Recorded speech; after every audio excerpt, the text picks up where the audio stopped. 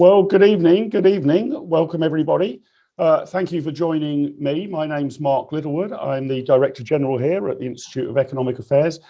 Thanks very much for joining us for this panel discussion on the future of vaping and reduced harm products in the tobacco, smoking and nicotine field, and the potential impact of what's called the COP9 conference, the conference of the parties on vaping and vapers, being held online thanks to COVID restrictions in November of this year.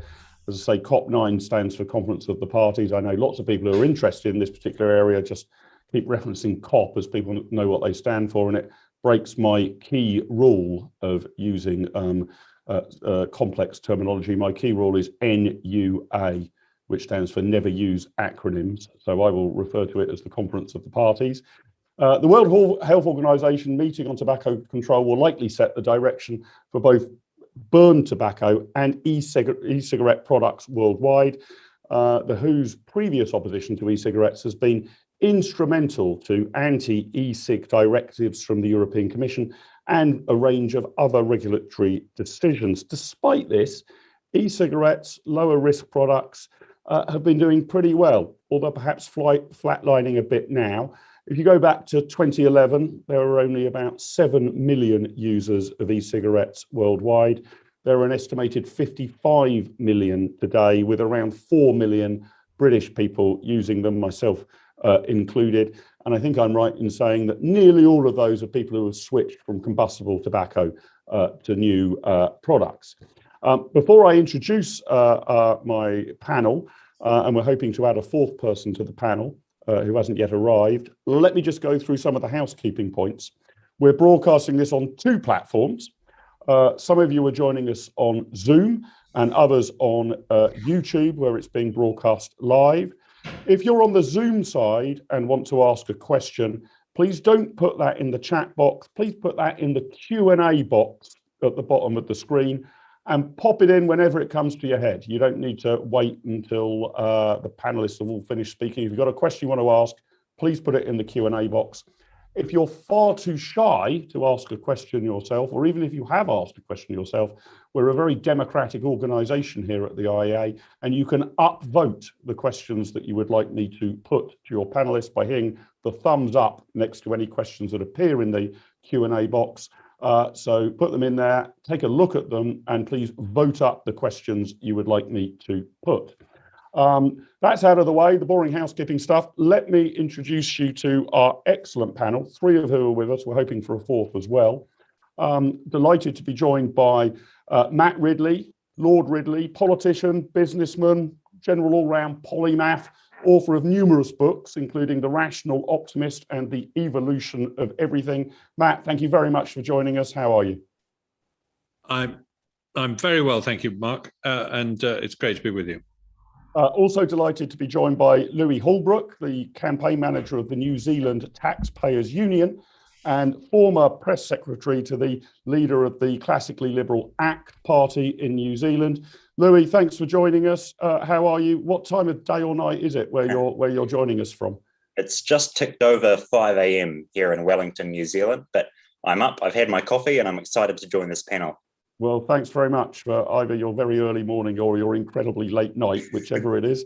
And last but by no means least, joined by Christopher Snowdon, our very own from the home team, head of lifestyle economics here at the IEA and author of a new paper, The Impact of COP9 on Vapers, which argues that the World Health Organization's Tobacco Control Convention is no longer fit for purpose. And if governments want to support e-cigarettes and reduce harm product, they need to speak up in these kind of fora. Chris, good of you to join us. How are you, my friend? Very well indeed, thank you, Mark. And we're also hoping to be joined by Adam Afreya, the Conservative MP for Windsor and member of the all-party parliamentary group on e-cigarettes. We're still trying to track him down. I've got a swathe of questions I'm going to ask each of you guys about the future of reduced harm products. And I will take questions from our Zoom audience as well. Just a reminder, put them in the Q&A box.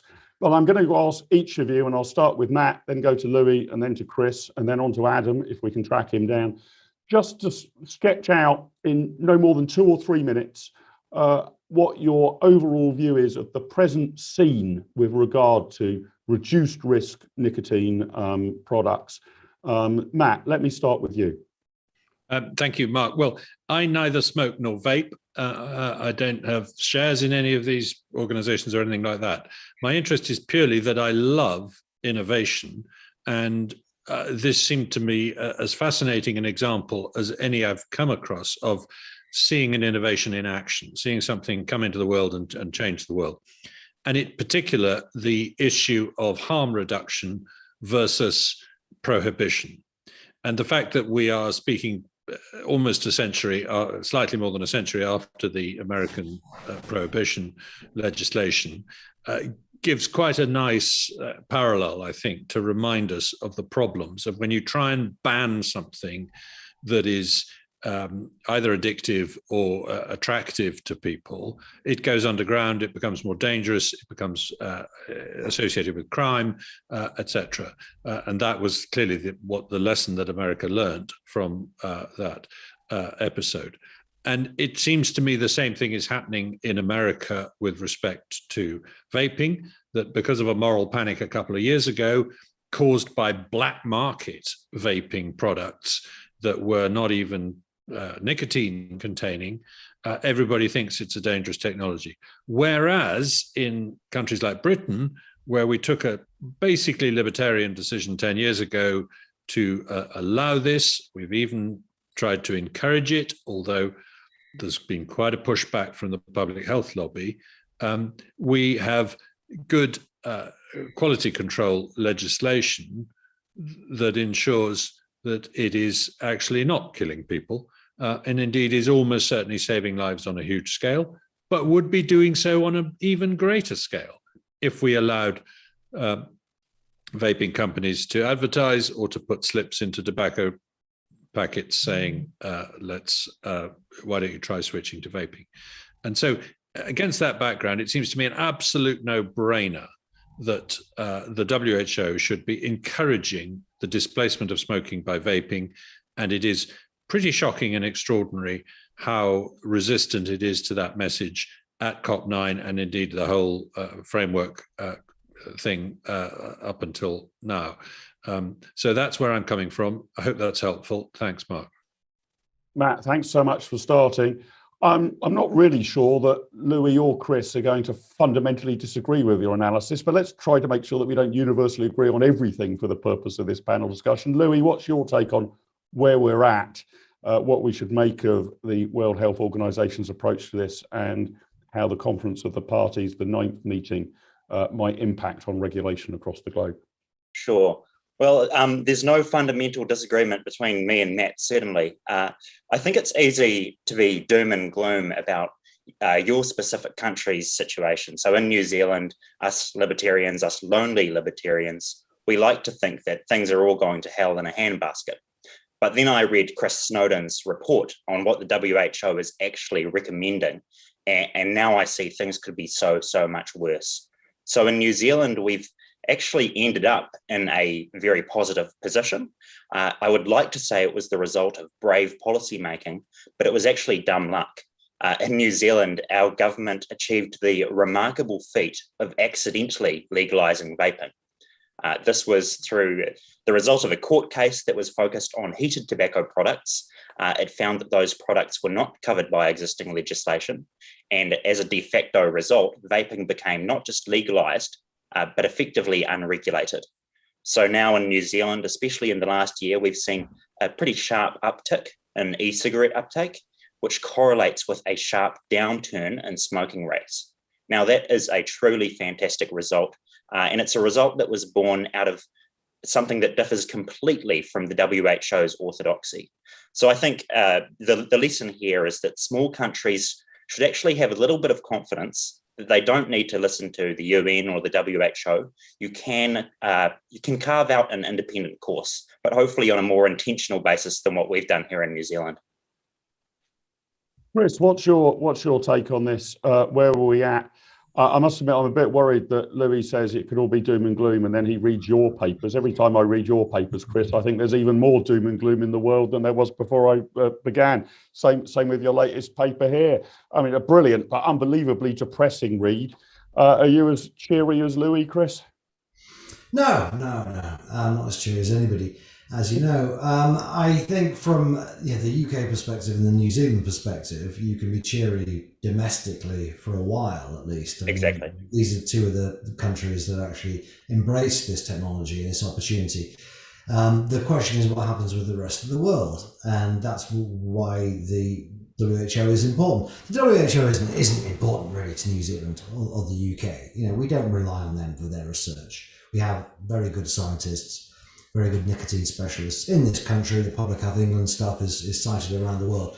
But if you're in a low to middle income country, you can respect and listen to the WHO. And the WHO on this particular issue has been taken over by a few fanatics and prohibitionists. They put out reports and statements anonymously. There's no accountability. We don't know who's saying this kind of stuff. And it's been, for 10 years, it's been very negative. I mean, they initially took a negative line on e-cigarettes, and they haven't moved away from that line, despite the fact that all the evidence has gone in the opposite direction. And that is a big problem for the world, because, as I say, the world listens to WHO. They've still got a halo over their head, despite everything they've done with COVID-19. They're still remembered as being an organisation that wiped out smallpox. They're the good guys, right? Well, on this issue, they've got it badly wrong. I'm not sure exactly what the reasons are for that, but they've got it badly wrong. They're ignoring the science. And as you said in your introduction, even the EU is paying attention to their unevidenced statements and tweets. The early days of the COVID pandemic, they were putting out Twitter threads about how e-cigarette fluid can burn your skin if you pour it on your hand. This is complete nonsense. It's very worrying that the WHO has got to this state, but it has, and they've got these conferences, the COP conferences. You're right to say that most people won't know what you mean when you say COP. Maybe they might recognise it if you say COP26, because that's a big climate conference that's taking place in London later this year. That conference, I will bet you, will be full of media. The public will be allowed to attend. It will be live streamed. A lot of it will probably be broadcast live on TV. You get none of that with COP9, with the so-called tobacco pulling in vaping conference that's going to be held online in November. It's totally secret. That's the real issue here. We're dealing with decisions that are going to reverberate around the world that we don't even know what's being said. Nobody knows what's being said. The media get kicked out on the first day. This always happens. So it's worrying. And so my basic point would be that we need to bring some transparency to this. We need to send countries like New Zealand and the UK need to send good people who get tobacco harm reduction and can at least put forward a positive case in this really rather murky conference that does have big implications for many countries. Okay, I knew this was going to happen. I'm going to have to play for the next 45 minutes the role of devil's advocate, right? Because otherwise the three of you are going to vociferously agree on virtually everything. Chris, let me come back to you straight away and just take a couple of steps back here, because it took me many years to get my head around what COP was. Okay, so it's this conference, the media are kicked out. It doesn't have any legal decision-making power, right? It's just a sort of gathering of people and bureaucrats and experts in the public health space to particularly consider the approach to tobacco. Why should I care whether the media are kicked out or not? If somebody brought a camera to an IEA event that was private, I'd probably kick them out. Why should we worry about this? Why should we pay any attention to it? It's not a legislative body at all. Why do we mind that they're all doing this in secret and in a slightly preposterous way? You're right, it's not a legislative body, and the Conference of the Parties is for the Framework Convention on Tobacco Control. That's a treaty that was introduced around 2003. Most of the countries in the world are signatories to it. The USA is the one real notable exception. And you're right, they're not going to actually amend the treaty in these conferences.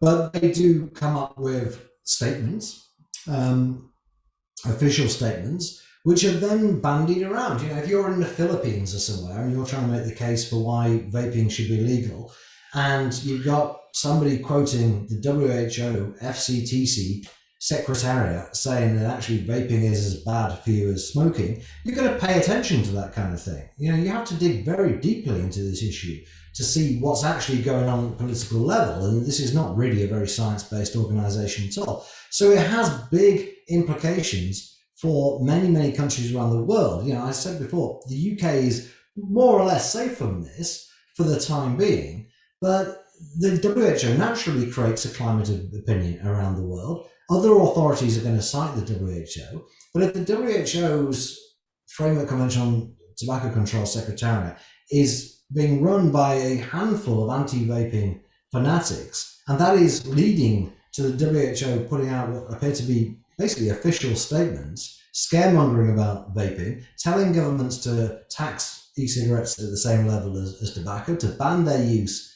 indoors, to put them in plain packaging, a lot of countries are going to listen to that. And the benefits that we've seen in the UK, as Matt's already said, could be multiplied many times over, many, many times over, if they were replicated in other countries. But it's not being allowed to happen. And you've got the WHO, only last month, gave an award to the Indian government specifically for banning e-cigarettes. Totally banning the sale of e-cigarettes. Over 1 billion people in India. It's extraordinary. Matt, let me come back to you. How is it that the public health, I don't know what to call it, the public health movement, the public health community, the public health bureaucracy has got to this position? I don't want to glibly say the science is settled, but why is it that they're not warmly embracing the Holbrook, Ridley, Snowden? This is the greatest innovation we've had. Think of how many million lives we could save from combustible tobacco. Why have they gone down, at least if you're to believe Chris's analysis, this unbelievably bizarre, not scientific path that of not warmly embracing harm reduction? How has the public health group, movement, blob got itself into this position? I think there are two reasons, and I'm going to try and help you with your devil's advocating here by trying to be a little bit sympathetic to them. The first is that harm reduction is a surprisingly counterintuitive point. It just doesn't feel right to people that you should do deliberate harm to yourself or to anyone else just because it's less harm than doing something else, if you see what I mean. Mm-hmm. And if you want an example of that, look at vaccination. That's what vaccination is. It's a risky thing with a very, very low risk that prevents a much, much greater risk. And so we do get the point, but we have to keep reminding ourselves, and we have to fight against a tendency to say, well, hang on, somebody died of a vaccine, so we shouldn't ever do vaccination. Somebody died of an e-cigarette, so we shouldn't ever use e-cigarettes. People they make the best the enemy of the good, to misquote Voltaire. But the other reason, I think, is because, and here you've got to get inside the psychology of these people and have a bit of sympathy for it. They want to get rid of cigarettes. They've seen the harm that it does, and it's become a crusading passion for them. And they're quite right. It is a horribly lethal device, a cigarette, and it has killed an awful lot of people.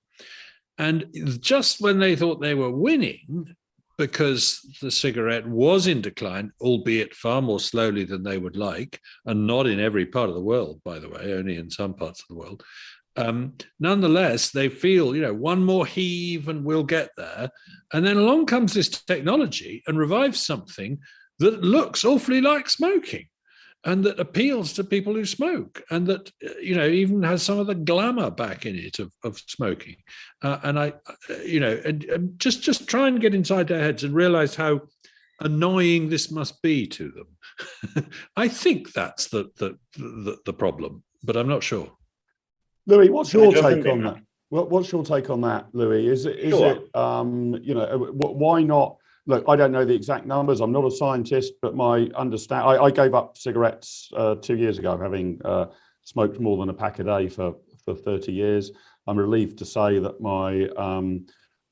my consultant says that I've been very fortunate. I've got away with it as long as I don't smoke again. I don't understand all of the numbers, but I understand the sort of mainstream, the kind of median position is that e-cigarettes, or indeed what I use, a heat not burn technology, is sort of reducing the risk by, I don't know, 80%, 90%, 95%, colossal reductions. It's not a marginal risk reduction. Why hasn't that been attractive to the people that Matt, in helping me play devil's advocate, was saying you can kind of understand the motive to try and dissuade people from smoking cigarettes, given the incredible health risks associated with them. Why, rather than seeing this as an annoyance, as Matt seems to think they've seen it as, haven't they seen it as the great opportunity to finally get rid of combustible tobacco? Yeah, I'm going to again take a slightly cheerful approach to this one. When we talk about the public health lobby, I think it's helpful to divide that into two groups. You've got your academics, who at least in New Zealand's experience, and it seems to be the case internationally, they tend to buy into the WHO orthodoxy. They are more ideological, they are set in their ways, they have long track records of papers advocating the same positions, and no one likes to U-turn. But another part of the public health lobby is the frontline organisations that actually do work with smokers to assist them in quitting. Now, certainly in New Zealand, we've seen those organisations initially take an extremely suspicious view of alternative products. But after countless encounters with smokers sharing their stories of how they've used alternative products to quit cigarettes, reduce their health harms, reduce their financial harms through taxation, finally, we're seeing these frontline groups actually completely U-turn and actually saying, no, vaping does work. Maybe there is some level of harm, but it is far better than the alternative. So I think that's key. If you can find those groups, because I think they do have credibility. They're talking to smokers every day. That, I think, is the thin end of the wedge. But the academics will always be slower to change their view. Chris, is the problem here that a certain element of it, and Louis is quite right, you need to sort of break down different elements of the, I probably slightly pejoratively call them the public health blob. You know, maybe they're not quite as blobby as I make out, but there are different strands of thinking in them. But to what extent do you think even the medical community have sufficiently distinguished between nicotine and tobacco, if you like? I mean, I've seen various surveys which are incredibly worrying about even GPs who think that the health problem with cigarettes is nicotine. My understanding is it's nicotine that gets you hooked. Nicotine is addictive, but is not of itself bad for the human condition. Indeed, possibly even has some upsides, notwithstanding its addiction. It's the fact that until very recently, until the innovation that Matt's been celebrating, we've not found a healthy way of ingesting nicotine until roughly now. I'm not saying it's wholly healthy, but considerably less risky. Is that is there a problem that they're not distinguishing between nicotine and tobacco? And B, associated with that, how much of this is about disliking the industry rather than the product? So Matt didn't say this, I'm inferring from it. But is it just a sort of, how irritating? I thought I was about to put this company out of business, but unfortunately they've now invented something which is a lot harder to argue about. Damn them. The ignorance about nicotine is just endemic. I mean, every survey I've seen anywhere in the world shows the majority of people think that nicotine causes cancer, and that includes GPs. GPs are just as bad as the general public when it comes to ignorance about nicotine and cancer. In fact, the only people who are a bit better are smokers, actually. tend to be more aware that nicotine is not the agent of harm in that respect. So yeah, there's not only ignorance about tobacco harm reduction and nicotine, but growing ignorance. And that's the really worrying thing. Even in England, where Public Health England have made a real effort to try and educate people about this, people's knowledge is going backwards. It's going backwards in the UK, it's going backwards in the EU, it's certainly going backwards in the USA. The reason for that is just endless scare stories in the press. And, I understand the press that bad news sells, but there's a lot of people, particularly in academia in California, who are desperate to give the media bad news stories. They will pour formaldehyde over a zebrafish or a mouse to try and kill it, and then say, well, there might be a tiny bit of formaldehyde in each cigarette vapor, therefore vaping kills you. Just an absolute tidal wave of junk science is pushing people's knowledge about this topic backwards. 10 years ago, when no one really knew anything about e-cigarettes, funnily enough, people were better informed about their relative risks than they are now. Your second question about the tobacco industry, I mean, there's a lot in that, absolutely. For some people in public health, the crusade to get rid of smoking got kind of taken over by a crusade to get rid of the tobacco industry. And for a while, of course, those were not in any way conflicting aims, of course. The one would lead to the other. But since 2013, when the first e-cigarette company got bought out by a tobacco company, I've noticed more and more public health people getting involved in the topic, perhaps for that reason. And yeah, there is this sense that, you know, we want to destroy the tobacco industry completely. You know, even if they just said we're going to start making biscuits, they'd still want to destroy them. I guess, you know, Boris Johnson wouldn't let them advertise biscuits now. Yeah, exactly. Biscuits are now on the hit list, I think, aren't they? Yeah, biscuit. They moved into biscuits and cake. That's almost as controversial, isn't it? Yes. That maybe is a bad example to use. But yeah, they want to destroy the industry completely. The thing is, though, with the WHO at least, the WHO has been making negative noises about vaping since 2010. As I say, it was another few years before any e-cigarette company was bought up by the tobacco industry. Tobacco industry actually was about as slow as public health people to be alert to vaping. Neither of those interest groups paid it much attention. It was a genuine grassroots movement, you know, with very small businesses competing against each other. Perfect example of the free market in action, actually, producing good stuff. But when the industry got involved, yeah, of course, it became more controversial. In the sense, it would be better for vapers had the industry never got involved. On the other hand, is it realistic to expect the tobacco industry just to, you know, give up selling cigarettes and go quietly into the into the dust? No, of course it isn't. It's a good thing they've got a vastly safer products for them to switch their portfolio to. PMI in particular, Philip Morris, is very explicit about the fact that he wants to stop selling combustible cigarettes. This won't happen so long as there is demand for combustible cigarettes. This is what the anti-smoking people don't get. It's about demand. It's not just about supply. There's a lot of demand for e-cigarettes. If you look at the share price of the big tobacco companies over the last 3 or 4 years, it has gone down enormously. And that has been because of the vaping revolution. It hasn't been because of plain packaging and stuff like that. If you get rid of demand for combustible cigarettes by giving people an alternative, then you'll see real movement in the industry. Matt, let me come back to you and your great passion of innovation, and I want to tease out whether you're an optimist or a pessimist, and whether what's happening with these new reduced harm products, we can learn anything from history. I can't remember if I heard the story from you. It was certainly a very Ridley-esque story, and I believe it to be a true one, that when the umbrella was invented, the drivers of hansom cabs sort of launched a scare campaign about how totally dangerous umbrellas were, and they needed to be banned. And, you know, I don't know, you could easily have your eye out as you put up your umbrella. I mean, obviously, you know, they stood to gain from the fact that until the invention of the umbrella, you wouldn't necessarily want to walk half a mile while it was raining because you'd get soaked, so you'd get into a hansom cab. But obviously that story now just sounds preposterous to us. The umbrella is an accepted part of day-to-day life. Is it at all true that with innovations, and I appreciate I'm stretching a point to compare the umbrella to the e-cigarette, but they sort of burst onto the scene. Then there's a sort of backlash and efforts to prohibit or regulate them. But then over the long term, they become a normalized part of society. I don't know any organization now that's trying to ban the umbrella because it suits their vested interest. You probably did get that from me, but I got it from a wonderful book called Innovation and Its Enemies. I've suddenly forgotten the author's name. He's a brilliant writer, sadly now dead. But he also tells another story, which I think is even more accurate as a parallel, which is the story of the resistance to the innovation called coffee. Coffee comes in from Africa into the Middle East around 1500 and then starts to spread to Europe. And wherever it shows up, there is strong resistance from the powers that be. It's banned again and again and again. And it has to be banned again and again because it keeps coming back because people like it so much.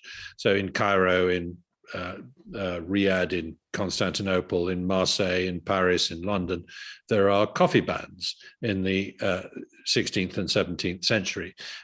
Coffee houses are banned, coffee pots are banned, coffee cups are banned, endless attempts to try and stop people using this terrible new addictive substance. Now, where's the motivation to ban coffee coming from? Actually, two different directions in that case. The first is the rival industries, so the wine and beer industries.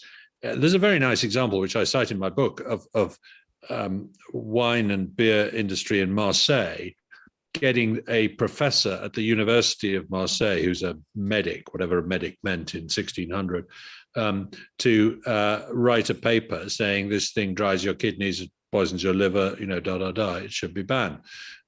It's straight out of the pharmaceutical industry's playbook this time, because actually when we were combating the strong form of the tobacco products directives 7 or 8 years ago in Europe, we discovered that a lot of the opposition was actually being fomented by the pharmaceutical industry, because it had a nice little business going in prescription tobacco patches and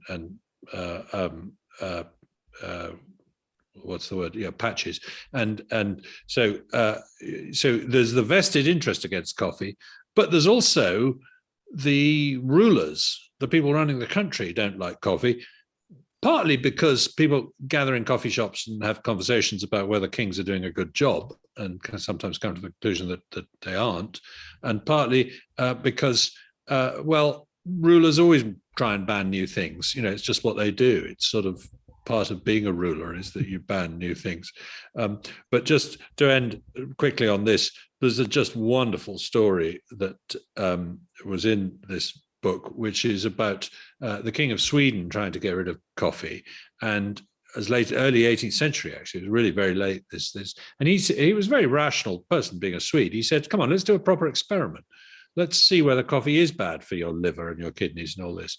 So he got 2 condemned murderers on death row, and he put one of them on coffee and nothing but coffee, and put the other on tea and nothing but tea. And there were 2 doctors looking after the experiment. The king was the first to die. The doctors were the second to die. The tea drinker died next, and the coffee drinker was the last one left alive. And I'm presuming that experiment was not in any way altered by the dates of their executions, right? I thought the punchline might be that the tea and coffee drinker died together. The point is that by taking part in the experiment, they were excused execution. Right. Oh, okay. Louis, let me come back to you. From the ridiculous to the even more ridiculous, I want to dig in a little to this conference of the parties gathering and to try and understand it. Because in my much, much younger days, I occasionally went to the conference of the National Union of Students here in the United Kingdom, a completely farcical affair that didn't really address anything of any import, and sort of procedural motions of this, and people condemned for that. I've never been to a conference of the parties meeting, and I'm quite sure I'd be kicked out within 5 minutes if I attempted to attend it. But I want to pick up a question from Martin Culip here, because I want our viewers to understand how this thing works. What Chris was mentioning earlier, how extraordinary this sort of conference is. Martin Culip asked, the public and the press are routinely ejected from COP meetings on the first day, with only Canada ever objecting.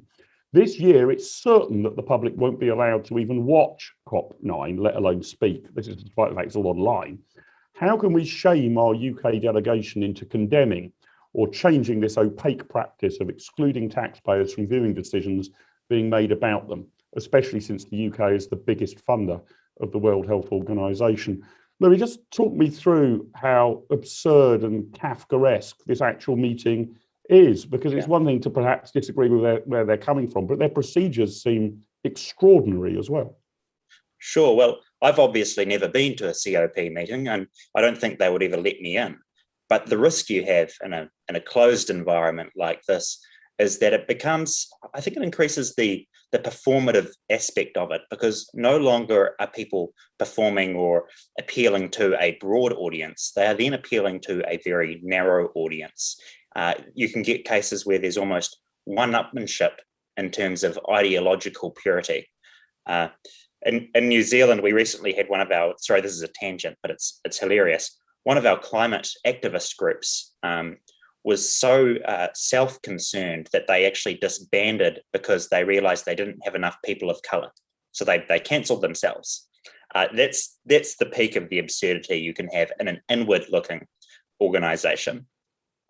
As for the transparency aspect and how we can shame governments, I don't know about the UK government, but in New Zealand, transparency is one of these rare, truly bipartisan values, not necessarily held by the politicians, but certainly by the public. An appeal to transparency should always be powerful. No one can argue against that. So, Chris, let me come to you. Why have we got to this extraordinary state of affairs? I've been spending months now trying to work out, readily accepting that if you or I turned up, we'd immediately be excluded, couldn't possibly, join us on, as a participant on Zoom or anything like that, can't even watch it. Readily accepted that. I've been trying to work out how the hell the delegations are appointed. And this has taken months of inquiry, thus far rendering no clear answer. Well, how has the extraordinary, opaque, non-transparent nature of the way these guys do business been allowed to happen, especially as taxpayers funded, right? If this was a private organisation organising a private conference, do what you like. But I mean, this should be as in open session as, I don't know, the Conservative Party conference, the Labour Party conference, the procedures of the House of Commons and the House of Lords or select committee meetings, shouldn't it? Well, it should be, of course, but the reality is most people don't know about it at all or care about it. It's tobacco, it's an unpopular issue. The reason I think it's more important now is it does drag in vaping. I think it's very debatable that it should be even discussing vaping, given this is the framework convention on tobacco control, not on vaping. But yeah, for years it's flown under the radar. The media don't want to know. The media can't get in, let's face it. And because we don't really know what's being said, it's unclear. It's unclear how interesting it actually is. There is no excuse for not showing it online. Clearly, the COP26 will all be online with bells and whistles. They'll be going out their way to promote and publicise what's going on inside.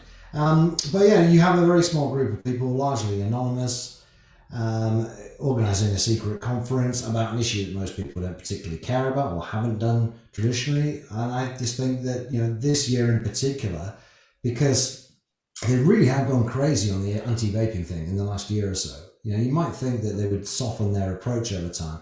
But no, in December, the WHO said it wasn't just after a tobacco-free world, it's after a nicotine-free world. This is an extraordinary thing for anybody to be aiming for.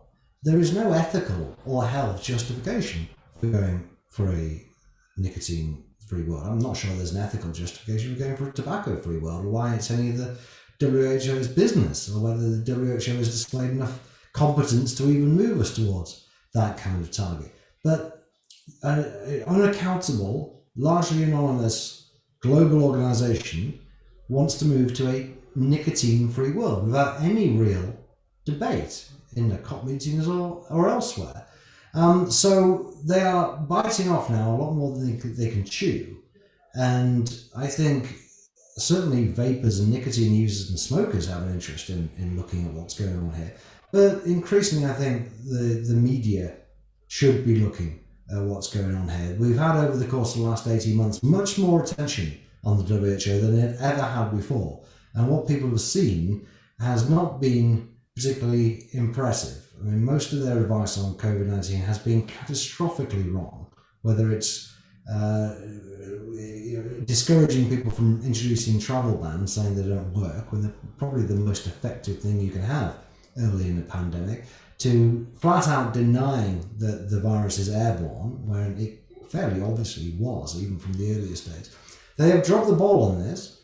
They've dropped the ball on every infectious disease, actually, in the last 20 years. It's not just COVID. They didn't do well with Ebola or Zika. And that's their primary goal. That's their primary thing, is dealing with infectious diseases, particularly in the developing world. I don't know why it is then coming out. You probably saw the thing last week about women of childbearing age shouldn't drink alcohol. And this is ludicrous stuff, but why are they even discussing it? Why do we need a global alcohol strategy? The world is totally split on alcohol. You have some countries ban it completely and other countries very laissez-faire about it. We don't need the WHO to tell us what our policy should be on alcohol, on our policy on childbearing women drinking alcohol. This is an organisation that has gone off the rails. It's been taken over by who knows who. What is the WHO? You might think, oh, these are the finest scientists and doctors in the world. No, they're not. They're just people who got into the WHO. They're not particularly distinguished people. In the case of tobacco and vaping, they're just people who have a real bee in their bonnet about vaping, and they get into the WHO and are able to have an enormous platform that is totally disproportionate to their, frankly, knowledge of the subject. Matt, what should we make of the World Health Organization? Again, I'm putting words in Chris's mouth, but he sort of suggested that there was a long-standing halo effect from successfully dealing with smallpox.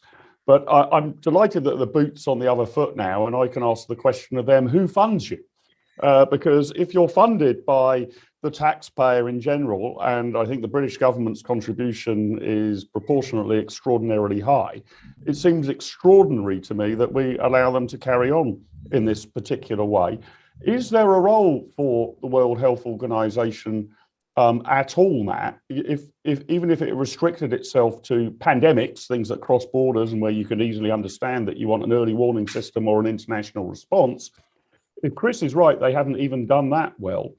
Shouldn't we just argue for its abolition, replace it with something else? Or is this halo effect of having managed to conquer smallpox going to last several more generations and allow them to continue to go off the rails and explore whatever tangential health issues they wish to explore? Matt, you're on mute. I'm going to disagree with Chris because he says that the WHO is incompetent, and I think he's understating the case. I think it's vastly worse than that. He mentioned their failures on Zika and Ebola and things like that. The Ebola situation was really quite extraordinary. They resisted strongly the message that this disease was getting out of control in West Africa in 2014. And they did so because their local chapters didn't want the embarrassment of a disease there. And Médecins Sans Frontières were banging on their doors saying, look, there is a real problem. Why aren't you telling the world that there's a problem? Now, to be fair to them, they did then launch an investigation of themselves when the Ebola epidemic was over, and concluded that they'd made it worse by their complacent pronouncements at the start. So they did a little good there. But right in the middle of that, Margaret Chan, the Director General, ignored the Ebola epidemic and went off to a tobacco control conference, which was a pretty extraordinary thing to do. And the next year, they put out a statement that the greatest threat to human health in the 21st century is climate change. Now, just after an Ebola epidemic and just before a COVID-19 pandemic, for an organization whose day job is to look out for pandemics, I think that's pretty poor. It shows that they're not focused on the day job. Now, for me, the absolute triumph of this organization in terms of expressing its incompetence has been during this pandemic, because right at the start, they were denying human-to-human transmission. They were brushing off the Taiwanese, because you're not allowed to talk to Taiwan if you're in the WHO, because China doesn't like you doing so. They denied human transmission right up to the 14th of January, way after most people were saying, no, hang on, people are not catching this from animals, they're catching it from people. And the Director General went to Beijing and said that words could not express his admiration for Xi Jinping's transparency and openness on this topic. I mean, and then in the beginning of this year, they send an investigative team to Wuhan, which has basically shown a lot of Potemkin villages and taken around, and then given a 3-hour press conference with their Chinese colleagues, in which they basically endorse a completely barking mad Chinese idea that it's frozen food that has imported the disease into Wuhan, possibly from overseas.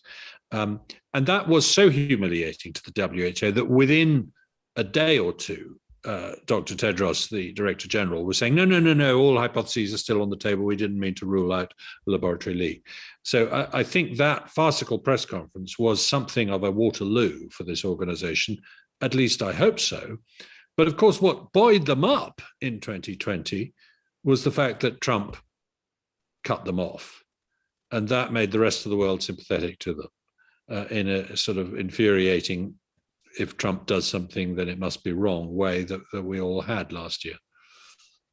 That dovetails in a little bit, Matt. So let me come back to you before I bring Louis back in. Jeannie Cameron asks, in terms of innovation, how does Matt Ridley see the analogies between COP26 on climate change and the acceptance of innovation in energy and automotive industries by the UK government, and the lack of political will from the same UK government with respect to COP9 on tobacco and reform of the tobacco industry? If the World Health Organization was saying the biggest threat to mankind was climate change, we don't need to run COP9 at all. They can just rock up at COP26, right? Why have a subsidiary? It's a beautiful point, actually, because wind energy is supposed to be a harm reduction strategy, is it not? It's supposed to provide us with energy at a less high risk than fossil fuels. In my view, it's actually not a harm reduction strategy. I think it's a very dangerous strategy. It'll produce unreliable, expensive, and environmentally damaging energy. But that's, I don't want to get sucked into that. My point is that you're absolutely right. Was called Judy, the questioner, that the strategy on climate change is let's make innovators come to our rescue with less harmful versions of technologies. Nobody's saying we don't, let's go cold turkey and, well, a few people are saying, Greta Thunberg and her chums are saying, let's have no energy at all. But that is effective. It would be like going to COP26 and saying, no, we mustn't talk to the wind industry, we mustn't talk to the solar industry, we mustn't talk to the nuclear industry, we must have no energy. That's the only way to make sure that we have no impact on the planet. It's even more bizarre than that, isn't it, Matt? It'd be like going to COP26 and saying, actually, climate change isn't an issue at all. The worst thing in the world is that people smoke cigarettes. I mean, that's sort of it, right? I mean, it's even more. It just seems to be so ultra vires. Louis, let me come to you. What should one make of the funding of the WHO? You would normally assume, unless there are very clear protocols to the contrary, that if you're the principal funders, that you should at least have some sort of say. I wouldn't want the British government or other governments to demand particular conclusions, but you would think on process, we could be quite insistent. We'll only give you this money if it's held in open session and the media can attend. Do you think there's now a case for a campaign, not so much around the substance of the science here, but simply the democratic protocols, the freedom protocols being so absurd that of itself should pull the funding? Yes, certainly the funders should have a little bit more say, if not a lot more say, because as it stands, especially for developed countries, the WHO appears to just provide another layer of hand-wringing and think tanking that exists on top of our domestic lobby groups. Now, we're sophisticated countries. I think New Zealand's pretty sophisticated anyway. We've got some pretty smart people. We don't really need another layer of people who have an international sense of authority, because that's actually all they really provide. The value that they provide is not a value to British taxpayers or New Zealand taxpayers. I think the value they provide to governments across the world is this godlike voice. So when God says, thou shalt crack down on vaping, or thou shalt tax the pants off smokers, and then the government in New Zealand or in Papua New Guinea goes ahead and does that, the politicians, they feel special. They feel like world leaders. And when you're a small country with an underdog complex, and it's certainly not just developing countries, we've seen this in New Zealand in the past with our tobacco tax regime, and then you get an award from God, an award for global health leadership, that pat on the back from daddy is really, really powerful. both in terms of the way you feel as a politician, but also because you can milk that and demonstrate that you are forward thinking and world leading. That is the true value that the WHO provides. Okay, you've got to help me with this, because we've just heard from Matt about how preposterous some of their behaviour has been.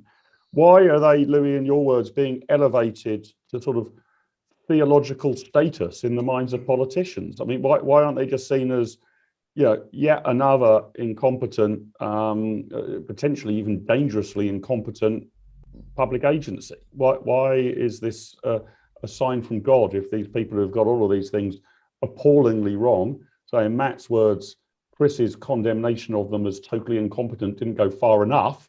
Why do people in public life desperately want a certificate or a gong or a photo opportunity with these people? Sure. I thought my semi-religious analogy was maybe a bit frivolous, but I'm going to continue going down that route. I think it's something in the human psychology, right? We all want a higher authority that we can look up to and who can justify our actions. And for a lot of us, that might be a religious figure or a religious book. For other people, it's the UN or the WHO. But I think smaller countries are especially vulnerable to this argument from authority fallacy, because frankly, we just don't have the faith in our own human resources, which is sad because 5 million, 3 million even, it's still a talent pool. You should still be able to put some experts together to carve out an independent course. I want to finish up with two questions to the three of you. The first is the potential for reform. One of our attendees asks, beyond the WHO's approach to vaping, what are the panelists' thoughts on this statement, that the WHO is beyond reform? Shouldn't there therefore be more competition against the World Health Organization, perhaps non-state actors funding a competitive institution, or perhaps member states and private philanthropists in some way? Chris, what's your thought on that? If we can't get, if WHO won't be abolished and replaced, is there the opportunity for a parallel organization, perhaps funded by the USA when Donald Trump wins the next presidential election, or through some other mechanism or means? Or are we just sort of stuck with this because it's just not salient enough and it will retain the sort of global state monopoly on public health pandemic intelligence? No, there's definitely room for competition. And funnily enough, around about this time last year, David Cameron suggested exactly that. I don't know if you remember, but he wrote an article saying that we need to set up a new global body that is going to specifically look at infectious diseases. In a sense, that's what the UK government did when it abolished Public Health England, who'd also dropped the ball massively on the pandemic, although they've been, funny enough, better on vaping. We now have I can't forget what it's called. Anyone remember the new Centre for Infectious Disease, the Health Protection? It's the equivalent of the Health Protection Agency, which is essentially what Public Health England took over from. We've gone back to that now, but it's going to have a laser-like focus, Matt Hancock said, just on infectious diseases. I think rightly so. That's what real public health is about. It's about infectious diseases first and foremost. If you can't deal with that, then you've got no business talking about anything else. So yeah, it is quite possible if countries like the UK and the USA defunded WHO, which I think we probably do need to do. Actually, I do think it probably is beyond reform, unfortunately. You set up another agency. Like I said before, there's nothing that special about the WHO in terms of its staffing. These are not the top people in the world. They're just people who've got a job with the WHO. It could be replicated. It wouldn't be easy initially, but there's a lot of money switching around from people like Bill Gates. There's a lot of money from governments like the UK. We're spending vast quantities of money on the WHO at the moment. We absolutely could set up something that is specifically looking at infectious diseases. If countries still want to keep funding the WHO to bang on about vaping and women of childbearing age drinking alcohol, then that's their lookout.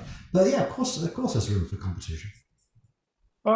Matt, rather like Chris, I punched the air a bit when I heard that Public Health England had been abolished and was to be replaced with an agency that would actually focus on matters of public health, not just the health of individual members of the public. I have to say that rumours of their death seem to have been somewhat exaggerated. I thought they'd been abolished, but I hear from them virtually every day in the news and the newspapers.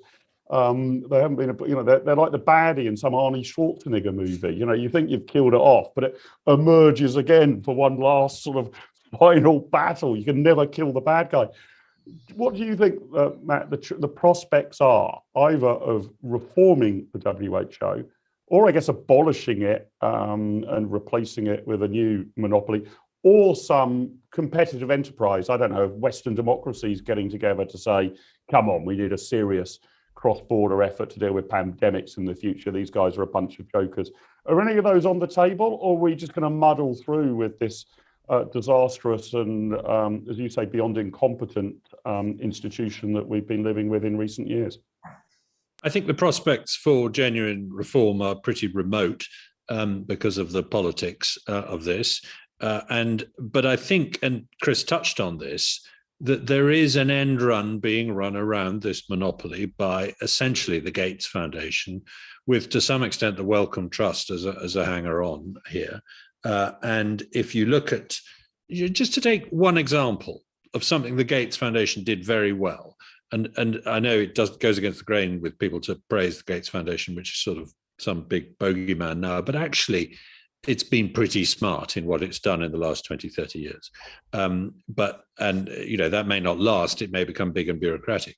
But to take one example, Gates picked up on a experiment done in Burkina Faso in the 1980s, which showed that impregnating a mosquito net with insecticide was immensely effective as both a deterrent and a way of killing mosquitoes, and that it didn't matter if the mosquito net had holes in it, it basically saved a lot of lives.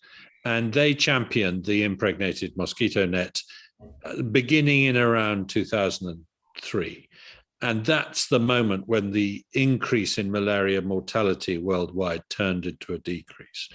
And if you look at estimates of which technology has reduced malaria mortality most, it's that technology by a mile. It's not anti-malarial drugs, it's not draining swamps, it's not spraying DDT on mosquitoes, it's impregnated mosquito nets. So that's a very simple, low-tech, smart innovation that was picked up by an organization. Now, where was WHO? Where were government aid agencies? Why did it have to be that this was left to Gates? Because these huge bureaucratic monopolies were not doing their job. And that seems to me to be a good example of how we're going to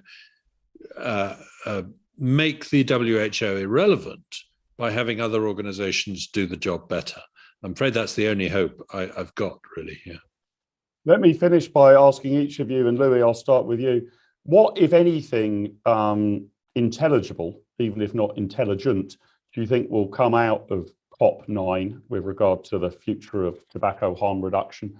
And how much should we care about it one way or another? Is this a talking shop, or is what comes out of it actually likely to affect public policy in any or all corners of the world? I think the extent to which intelligent discussion comes out of COP9 may depend on the number of vapers who are actually given the opportunity to stand up and speak. Well, that will be zero, right? Sorry? That will be zero, won't it? It sounds that way. I would hope at the very least that they actually report that figure, though. How many of the people who present at COP9 are actually vapers? Considering it's a conference about vaping, if they truly want to be inclusive, you would hope that vapers have a voice, because I think that is really where the persuasive element comes in, when you have a personal story of someone who has actually experienced tobacco and the health harms that come with it, and then experienced vaping. So I think that is key, but it remains an open question, as we say. Chris, what do you think will come out of this, and how much should we care one way or the other? I think we definitely care. I think vapers need to get engaged on this particular issue, shine a bit of light on the conference. I don't think they like it when light is shone on them, so let's do that. In terms of what comes out of it, it does require a lot of consensus, actually, the whole COP thing.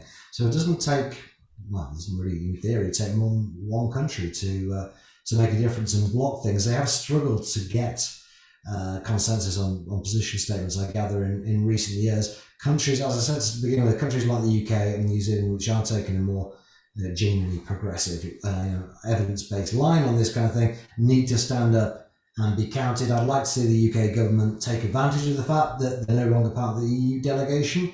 I think it'd be a really good example of global leadership for the UK to send loads of people. I gather you can send an unlimited number of people. You could send 30 activists, 30 vaping activists who wanted to this thing to take a stand. It would be genuine global leadership for the UK to use its position as an independent country to go over, well, not even go over, you're going online, I guess, but to take a stand against some of the madness of the WHO and say, no, that's wrong. We've done the science. We know what's going on here. We are the success story. We've seen a massive drop in smoking rates as vaping rates gone up. There's no gateway effect. No one's ever died from vaping in the UK. And make that their statement, because they'll be on the right side of history. Matt, I'm going to finish with you after that unbelievably uncharacteristically optimistic statement from Chris Snowdon to pop his optimistic bubble. Well, I don't know. I'm guessing you might. What do you think, if anything, will come out of COP9, and how much does it matter, Matt? I think I'm not very optimistic about that. I think it will. We're not likely to see a sudden U-turn, though. That's clear. I think the best we can hope for is that it's so sort of inevitable what they say that it doesn't make a huge amount of difference either way. I don't remember COP8 changing my view of the world very much, and I suspect COP9 won't either. So a few months ago, somebody, I can't remember who, sort of said to me, why don't you put yourself forward as a potential delegate to COP9? And it was going to be overseas and I wasn't going to be able to travel or something, and B, it would never happen in a million years. But maybe I should have done. Should have tried to lobby. Who would I lobby? I don't know, to get me appointed. We're still trying to work this out. It's so opaque. It's not even clear how the secret delegates are appointed, let alone members of the public rocking up. Well, let's all vote for Chris Snowdon to go to COP9. No, you go. You volunteer. And Louis from New Zealand, of course. Well, we've got through the delegation here. Yeah. The UK Foreign Office, says Jeannie Cameron, who makes the appointments.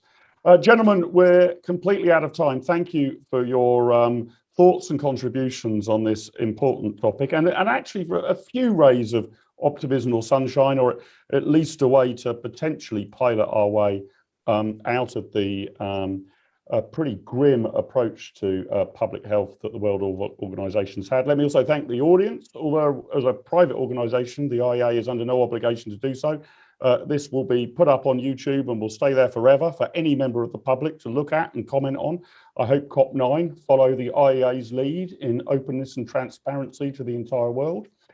Thanks very much to those of you who are IEA online patrons. We now have a particular scheme where you can fund exclusively our digital work. If you're not aware of that, we'll put the link in the chat on YouTube, or you can go to patreon.com/IEA London.